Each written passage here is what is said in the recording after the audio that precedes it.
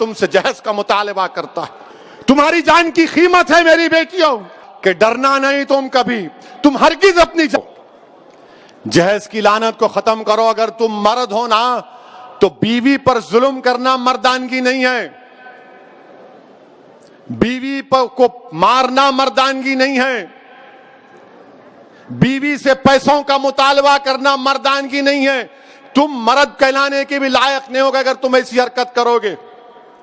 وہ معصوم بچی پر ظلم کیا گیا، وہ تنگ آ گئی جہیز کی لعنت کی، جہیز کا مطالبے پر، اس آدمی کے مارنے اور پیٹنے پر، اور اس نے اتنا بڑا اقدام کر لیا۔ شرم آنی چاہیے ان گھر والوں کو جنہوں نے ہماری اس بیٹی کو مجبور کیا۔ میں تو اللہ سے دعا کروں گی اللہ تم کو غارت کرے، تم لوگوں کو۔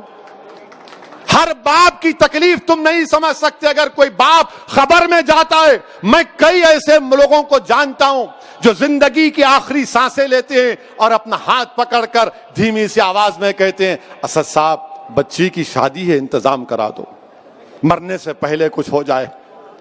کیا ہو رہا ہے ان لوگوں کو؟ کتنے عورتوں کو تم مارو گے؟ کیسے تم مرد ہو جو بچیوں کو مار رہے ہو، ان کی جانیں لے رہے ہو؟ کیا تم میں انسانیت مر چکی ہے؟ اور ایسے کتنے لوگ ہیں جو اپنی بیویوں پر ظلم کرتے ہیں، تھپڑ مارتے ہیں، جہیز کا مطالبہ کرتے ہیں، حاملہ بیویوں کو ڈھکیلتے ہیں اور باہر نکل کر اپنے آپ کو بڑا فرشتہ کہلاتے ہیں۔ ارے یاد رکھو تم دنیا کو دھوکہ دے سکتے ہو مگر اللہ کو نہیں دیکھ سکتے۔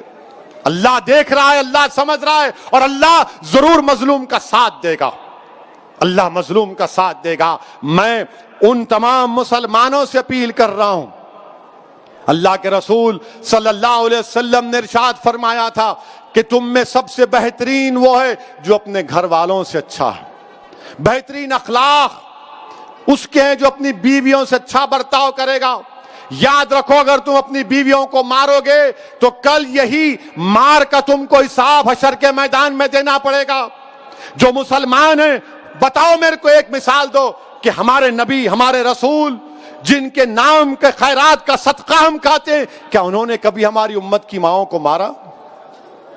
کہ اللہ کے رسول صلی اللہ علیہ وسلم کی مثال دو۔ تم کہتے ہو کہ میں محمد صلی اللہ علیہ وسلم کا امتی ہوں، ارے شرم سے ڈوب مرو۔ تم رسول اللہ کے امتی ہو اور اب بچی کو مارتے ہو، اس بچی سے جہیز کا مطالبہ کرتے ہو۔ ارے اسلام میں جہیز کا مطالبہ کرنا حرام ہے، حرام ہے، حرام ہے۔ تم سور کا گوشت بھی نہیں کھا رہے بلکہ تم حرام کام کر رہے ہو۔ ختم کرو یہ جہیز کو۔ کیا لے کے جاؤ گے خبر میں؟ حیدرآباد کی، دکن کی تاریخ بھری پڑی ہے، محلات ہیں بادشاہوں کے، ان کے مقبرے پر آج پھول ڈالنے والا کوئی نہیں ہے۔ کیا لے کے جاؤ گے تم کسی بچی پر ظلم کر کے؟ کتنی دولت تم کو چاہیے؟ ظلم کرے اس بچی پر، تکلیف ہوتی ہے، شرمندگی ہوتی ہے۔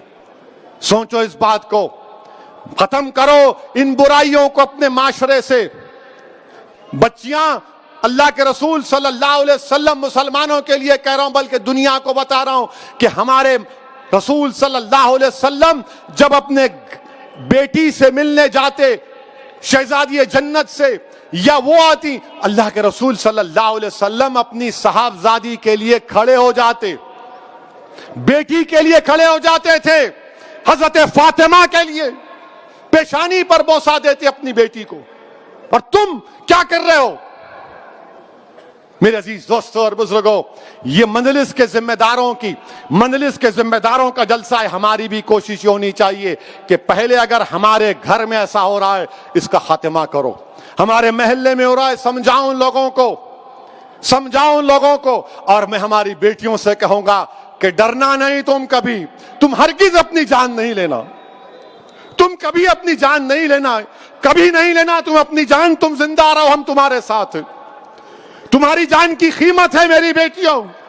اگر تمہارا باپ تکلیف میں ہے تو ہم بھی تکلیف میں، مگر کبھی اپنی جان مت لو۔ چھوڑو، لات مارو اس گدھے کو، اس ظالم کو جو تم کو مارتا ہے، تم سے جہیز کا مطالبہ کرتا ہے۔ تمہاری زندگی بہت بڑی ہے، لات مارو اس کو، قانون کو استعمال کرو، مت گزارو ایسے ظالموں کے ساتھ زندگی۔ کیا فائدہ اس باپ پر، کیا بیت رہی ہوگی جو ویڈیو دیکھا ہوگا اپنی